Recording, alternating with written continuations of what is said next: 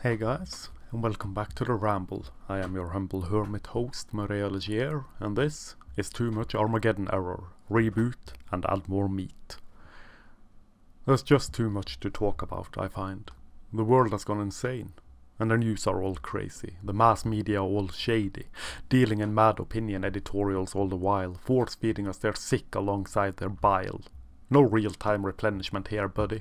It's all pre-planned, preordained, pre-ordered and pre-delivered. Neutrality is dead. They all have an agenda, though some more covert than others. And you're supposed to filter out the shit from the piss, separate the vomit from the pus, and then be left illuminated, uplifted, full of facts, information and understanding. All the news are bad. Disentangled from the machinery, we swim lonely and broken towards islands of insufferable isolation. Egged on by mad manufacturers of maladjustment and mayhem. Revolution brewing in the streets all across the West. Cold, hard, clawhammer-like, it is beat into our brains. The future that we supposedly want. The future decided for us by they. A strange multi-headed hydra reaching the apex of orgasm through division and through tribalism. Through stoking the flames and feeding the fire of civil war throughout. A war of information and of misinformation. Of ideologies and of ideas. A subversive war of subversion and submission, of submissive subversion, labelled either fake news or conspiracy theories, depending on one's own shivering smile and glassy-eyed stare. All the news are bad. And those of us who are what one would cautiously label information junkies, seek through the insanity and the madness and the badness. Seek through the rage and the anger and the sloganeering with eager hands and eyes and tongues and ears, lapping up bad news and hatred and the smell of war with every twisted slutwalk titty, every so-called mostly peaceful protest goon patrol that scream their filth into the ear on account of lacking in self-discipline, in maturity, in having the ability to keeping themselves occupied with something constructive. In this age of the immediate, we lack in concentration and we lack in focus and we lack in the ability to sit still and appreciate what we've got. All the news are bad. We lap it up. We learn. And then we spiral, and then we fall through the void to come out the other side, gently gazing at the starry skies above, thinking, what the hell happened and how the fuck did it come to this? Then we'll plant our aching arms and bones, our melting minds and bodies firmly in the ground, dig our roots deep into the rot and putrefaction, and stand there and gaze and scream and fester unoriginally, decaying in the spiral staircase of the gods of our day and age. The holy triumvirate of propaganda, politics and pestilence that stared us like we were strangers in a Shakespearean play, not belonging to the stage and then kicked out and hastily forgotten, neglected, tarred, feathered, shamed and abused by dainty little hands and dim-witted dimple smiles, crucifying us for subversion for speaking true-tongue telepathy to the powers that be. All the news are bad. Failing that, it is cunty celebrity gossip, vapid and pointless. I saw, at the moment of writing about a week before the US election, an article about Norwegian celebrities and what they wish shall happen in the US elections. Another one was of a past her prime former reality television star who now happened to be unemployed. What's the bloody point? Who the hell cares about this nonsense? Obviously, someone has to care, considering that it is made and told and then sold to us to give us an illusion of news, an illusion of something happening, an illusion of life behind the turpentine screens of our burning eyes, of our computer screens, our aching heads and twisted minds. Unless, of course, people only care because we are sold this idea that we should care, that we are molded into this vacuous celebrity culture, sold ideas and told which ideas to care about. Things that have no matter, that have no soul, that have no impact upon anything but the very same vapid celebrity culture where people are celebrated merely for being celebrated, where people are famous merely for being famous. And so the clock turns and the world burns and the opinion shapers shape vague and ill-informed opinions that trickle down the pyramid of shit, hitting those at the bottom thinking, my oh my, I idolize this celebtard, mayhap I shall alter my opinion so that my opinion shall match their opinions, obviously enlightened as it is on account of their stardom status. This despite the celebtards being guided by their puppeteers to say and speak and mean and do exactly that which will get them hired, will get them cold hard cash from the spread legs and arcing backs of those who deem to deify the celebtards with all their body, booty, mind and flesh. Oh, how brave, how subversive, how remarkably courageous these people are to spew the popular opinion of this day and age. My, how much bravery is needed to parrot the popular politics, propaganda and pestilence of the day. In this hour, waning as the light of the West is, waning as the notion that all should be treated equally under the law is, waning as the idea of individuality is, with classical liberalism trademarked, bottled and sold pre-assembled for our enjoyment, dying in the streets and cranky cocksbottle collectivism taking its place. In this hour and in this dim light of death and of destruction, as we lay dying, it is easy to lose hope and to lose faith. Gods be damned, but there is precious little hope to glean, to snatch, to take, and to keep. These sure do seem like hopeless times, devoid of purpose and of life and of meaning and of truth and of beauty as they are. These sure do seem like hopeless times and hapless days, where chaos reigns supreme and madness gains the upper vote from crusty motherfuckers feigning proper personalities to unleash upon the world, all charismatic like and down to earth in 100-room mansions, locked away in ivory towers seeking praise for bathing, singing, sighing, living, existing, being virtuous in hollow pointless platitudes that don't mean anything. Don't know, don't care. It's still superficial and hollow and empty, such as our cultures and our societies allowed itself to become. A hollow husk, a vapid void of self-indulgence and decay, guided by celebrities who know not here from there, who cannot count beyond potato, who do not have their feet planted on the ground, but who seem to think themselves able and deem themselves worthy to speak on our behalf nevertheless. Disengaging for a while.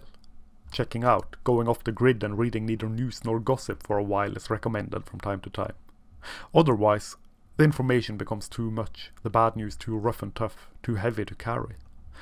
The past few weeks I have spent reading, mainly stuff not relevant to what I tend to ramble about. And it has been bliss, though I admit to it putting me out of the loop a bit and for a while, which was kind of the point of the whole exercise. Obsessive studying of certain topics can lead to troubles down the road if no actions are taken to lead the thoughts onto something more soothing for the nerves. Delving into bad ideas and bad news day after day can be, and is, grueling and possibly dangerous. He who gazes into the abyss and all that. And there came my credentials as a scholar, an intellectual and a gentleman. When in doubt, quote Nietzsche, even if spelling his name is such a bother. It is remarkably easy to become disillusioned and dispirited, to feel completely disenfranchised by the whole thing, by the whole split schism divide and conquer thing going on. So obvious to anyone but those who stopped looking, I suppose. Or who don't care to look for that malicious matter. It is even easier to despair completely when seeing and noticing what is happening all around, with laws and regulations being implemented that quite brazenly, brashly and blatantly are discriminatory towards men, and that is white men in particular. And yet are tossed aside as not being discriminatory due to them being a result of positive discrimination, which is supposedly not discrimination because the word positive is placed in front of it and so it is all right. Some years back, it might have been 2016 or 2017, I read an interview with a woman working with something to do with employment, deciding who to employ and stuff like that. Featured in the interview was a picture of her, all cross-armed and trademarked strong, independent woman. You know the stance, the picture, the posture. That is the picture they all get, the stance and posture they all use. Such strength, much bravery. Wow. Beneath the photograph was a quote from the interview, obviously highlighted due to its incredible brilliance and bravery, its supreme intellectual thingamajig. The quote, translated from Norwegian, read, quote, "Have a plan at the ready so that you don't only employ white men in their 40s. Very interesting, I thought. Imagine so blatantly advocating discrimination based on sex and race and age, and getting away with it. One should believe that one's merits is what should matter, not one's sex nor one's gender. Alas, that is not the case. I sent this to the Norwegian Department of Equality, pointing towards the obvious discriminatory nature of her employment practice. Not that I like the Department of Equality, of course. I find it Orwellian, dubious, authoritarian and unnecessary, steeped in all the newspeak and doublethink any such department could possibly have. It has to do with making the troglodytes follow their own rules. They figured that nothing discriminatory was spoken and that nothing of a discriminatory nature was done. Very interesting, no? Rules and laws are for other people, that is to say, undesirables. And it appears that people forgot that for all those who are supposedly affected positively by this discrimination, and that is a big supposedly, there are entire groups that are quite clearly affected negatively. But those groups don't matter on account of some cornholed, shoehorned, buttholed idea of exquisite exquisite privilege dribbling from the drooling mouths of Marxist propagandists disguised as academics, presenting class warfare and urging tribal warfare in a new, one could almost say postmodern light that makes little sense to anyone with a brain running on reason and not on self-righteous fumes of indignation and hogwash. Often, these are people so sheltered from opposing ideas that the mere notion that people can disagree is alien and frightening to them. And so mere anarchy is loosed upon the world, brimstone and fire, cats and dogs living together, and so forth and so on. The idea that certain groups of people are, by virtue of nothing but random chance, by virtue of the superficial characteristics of their birth, inherently privileged, and as such a group acceptable and open for attack, is not a new idea. It is as old as time itself, it seems. Nothing ever changes, merely the time and the place and the people. We've got to place our collective maladjustment, our collective rage and our collective anger somewhere. It seems to be about as human, as unavoidable as religion and morning erections. And so too are fear-mongering news and bad news. It generates interest and it generates income and it generates the scorn and the rage and the anger needed to perpetuate the fear-mongering, leaving us docile and apathetic to other stuff that might be more important than the petty stuff like manspreading and mansplaining and what have you. The low-hanging fruit which one gets ridiculed for pointing out and mocking. That's just a few people with no reach or whatever is claimed. And so we forget or we ignore the greater problems, which is the implementations of laws, governmentally accepted discrimination. Institutionalized discrimination, in fact, so blatant and so obvious that one should be hard-pressed to understand why in the everlasting fuck it is accepted. But no matter. All the news are bad, and so too are all the white men of the world, and from these horrible monsters we must be protected. Do you not feel fear? Do you not feel terror? Do you not wish to be protected from the privileged group who would crush you under the boot were it not for the brave warriors who dare to punch and kick up? Who dares to fight the establishment, despite quite clearly being the establishment? Never mind that these brave warriors are at the top. That's not important right now. Optics and presentation is everything. Facts and reality are not. All the news are bad. And sometimes one must step away and step back. Take a break from the whole shebang and leave well enough alone for a little while, to focus on other stuff for some time. Sometimes one must simply go off the grid, experience something other than the bad news. It is way too easy, getting locked into an eternal negative feedback loop, and that is not healthy. Consuming something other than the bad news becomes a necessity for a good life. The ability to detach and so become a neutral observer also becomes a necessity. I'm not good at this in truth and in honesty. I tend to get very involved. The aforementioned obsessive studying are more than just words. Were it not for caffeine and dogs, I would have gone completely insane some time ago. It is very easy to lose faith and to lose hope and to consider just shutting down and quitting whatever it is that one does. And it seems to me that whatever it is that I do with these ramblings of mine, my attempts at raising awareness of what I consider to be not only important and neglected issues, but also terrifying in the long run issues. My attempts at spreading some awareness about the troubles facing men in this dystopian present we inhabit are impotent and fruitless. Because so few are willing to listen, and even less are willing to care.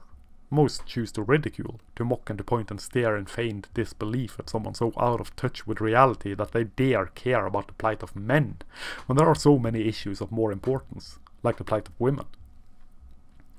And this despite there being so many remedies to the plight of women implemented by government, embraced by institutions, and forced by rule of law.